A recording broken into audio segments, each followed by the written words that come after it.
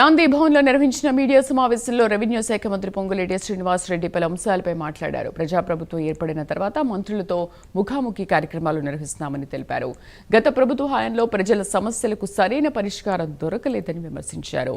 గ్రామీణ ప్రాంతాల్లో నియోజకవర్గానికి 4,500 ఇళ్ల చొప్పున తొలి విడతలో కేటాయింపులు చేశామని, పట్టణ ప్రాంతాల్లో నిరుపేదలకు 1,00,000 ఇళ్లు అందించనున్నట్లు తెలిపారు. గతంలో ఇళ్ల కోసం దరఖాస్తు చేసుకున్న వారి వివరాలు అందుబాటులో లేవని, అందుకే అర్హులైన ప్రజలు కొత్తగా దరఖాస్తు చేసుకోవాలని సూచించారు. తెలంగాణ సాధించుకున్న 10 సంవత్సరాల్లో ఆనాటి ప్రభుత్వం మంత్రులకి ఎప్పుడున్నా కష్టాలున్న వాళ్ళు చెప్పుకునే ఛాన్స్ ఆనాడు ఉండేది కాదు. అటువంటి పరిస్థితి ఈ ప్రజాప్రభుత్వంలో ఉండొద్దని గాంధీ భవన్లో కూడా ఈ కార్యక్రమాన్ని, ఒక మంచి కార్యక్రమాన్ని మా పిసిసి అధ్యక్షుల వారు చేపట్టడం, దానికి వీలైనంత వరకు మంత్రులందరం అటెండ్ అవటం జరుగుతుంది. దాంట్లో భాగంగా నా శాఖకు సంబంధించిందే కాకుండా ఈరోజు ఆ కార్యక్రమంలో నేను పాల్పంచుకున్నాను. ప్రధానంగా ఇక్కడ 2-3 అంశాలు నాకు అర్థమైంది.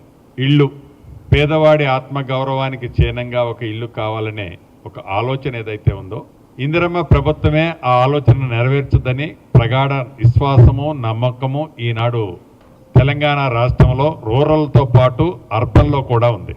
ప్రభుత్వం ఏర్పడిన మొదట్లోనే గౌరవ ముఖ్యమంత్రి రేవంత్ రెడ్డి గారి నాయకత్వంలోని మన ప్రభుత్వం మొదటి విడత 4.5 లక్షల ఇళ్లు, రెండో విడత 2.5 లక్షల ఇళ్లు, 7 లక్షల ఇళ్లు, ఇళ్ల స్థలం ఉన్న వారికి